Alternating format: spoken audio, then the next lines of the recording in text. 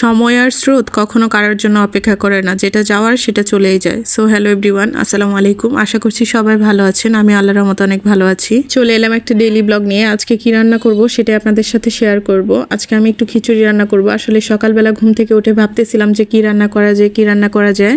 পরে কিছু না ভেবে চালে ডালে ভাবলাম যে একটু খিচুড়ি রান্না করে নেই, এটাই ভালো হবে। আর একটু ঠান্ডাও পড়ে গেছে, খিচুড়িটা খেতে মন্দ লাগবে না। তো ভাবতে ভাবতে চলে আসলাম রান্নাঘরে। এই তো খিচুড়ির জন্য আমি প্রথমেই তেল দিয়ে দিয়েছি, পেঁয়াজ কুচি দিয়ে দিয়েছি, সামান্য একটু আস্ত জিরা, দারচিনি, এলাচ দিয়ে দিয়েছি। খুব ভালো করে পেঁয়াজটা ভেজে নিচ্ছি। পেঁয়াজটা ব্রাউন কালার হয়ে আসলে এর মধ্যে আমি চাল দিয়ে দিচ্ছি। আমি চাল আর ডালটা খুব ভালো করে ধুয়ে রেখে দিয়েছিলাম, সাথে একটা আলুও কুচি করে আমি দিয়ে দিয়েছি এর মধ্যে। আপনারা চাইলে নাও দিতে পারেন, কোনো সমস্যা নেই। এই তো আমি সব কিছুকে খুব ভালো করে একটু নেড়েচেড়ে ভেজে নিচ্ছি। আমি এর পর্যায়ে কিছুটা কাঁচামরিচ দিয়ে দিব। আমি 5-7টা কাঁচামরিচ মাঝখান দিয়ে ফেলে দিয়ে নিয়েছি। কাল রাতে আমি ছোলা বুট রান্না করেছিলাম, সেটাই কিছুটা ছিল, সেই বুটটাও আমি এর মধ্যে দিয়ে দিচ্ছি। খিচুড়ির মধ্যে ছোলা বুটটা দিলে খারাপ লাগে না, ভালোই লাগে। এই তো আবারও সব কিছুকে খুব ভালো করে নেড়েচেড়ে মিশিয়ে নিচ্ছি। এই তো এই পর্যায়ে আমি কিছুটা মশলা অ্যাড করব। আমি এখানে পরিমাণ মতো লবণ দিয়ে দিয়েছি, লবণটা স্বাদ মতো দিয়ে দিবেন। আর সামান্য একটু হলুদের গুঁড়া দিয়ে দিয়েছি। আজকে বেশি কোনো মশলা ইউজ করব না। সামান্য একটু ধনিয়ার গুঁড়া, সামান্য একটু গরম মশলার গুঁড়া দিয়ে দিয়েছি। একটা তেজপাতা আমি মাঝখান দিয়ে ফেলে দিয়ে নিয়েছি। আমি 1 চামচ পরিমাণ আদা বাটা, 1 চামচ পরিমাণ রসুন বাটা আর 1 চামচ পরিমাণ জিরা বাটা দিয়ে খুব ভালো করে আবারও নেড়েচেড়ে মিশিয়ে নিচ্ছি। খিচুড়ি রান্না করার সময় সবসময় মাথায় রাখতে হবে যে চালটা খুব ভালো করে ভাজতে হবে। চালটা যতটা ভাজবেন আপনার খিচুড়িটা ততটাই ঝরঝরে হবে। চেষ্টা করবেন চালটা খুব ভালো করে 7-8 মিনিট ভেজে নেওয়ার জন্য। চালটা ভাজা হয়ে গেলে এমনি আপনি চালটা নাড়তেই বুঝতে পারবেন যে চালটা ভাজা হয়ে গেছে। এই তো আমার চালটা ভাজা হয়ে গেছে। আমি পরিমাণ মতো পানি অ্যাড করে দিচ্ছি।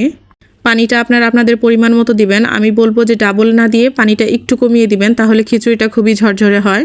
আমি আসলে এইভাবেই রান্না করি। এই তো আমার পানিটা দেওয়া হয়ে গেছে। আমি ঢাকনা দিয়ে ঢেকে দিচ্ছি। পানিটা শুকিয়ে এসেছে। আমি কিছুক্ষণ পরে আবার ঢাকনাটা উঠিয়ে খুব ভালো করে নেড়েচেড়ে মিশিয়ে নিচ্ছি। দেখতেই পাচ্ছেন আমি চালের পানিটা ডাবল না দেওয়ার কারণে আমার চালটা একটু হালকা শক্ত আছে। আমি এ পর্যায়ে এটা একদমই দমে দিয়ে দিব। আমি চুলার আঁচটা একদমই কমিয়ে দিব, যার ফলে এটা একদমই খুব ভালো করে চালটা সেদ্ধ হয়ে যাবে।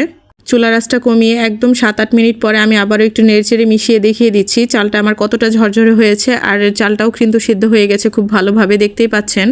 আর আমার নাড়াচাড়া করার স্টাইলটা দেখলে আপনারা বুঝতে পারবেন যে চালটা কতটা সিদ্ধ হয়েছে আর চালটা কতটা ঝরঝরে হয়েছে। খিচুড়ির একটার গায়ে একটা লেগে যাচ্ছে না। এই টিপসগুলো ফলো করলে আপনাদের খিচুড়িও এরকম ঝরঝরে হবে, আর কোনো টেনশন নেই।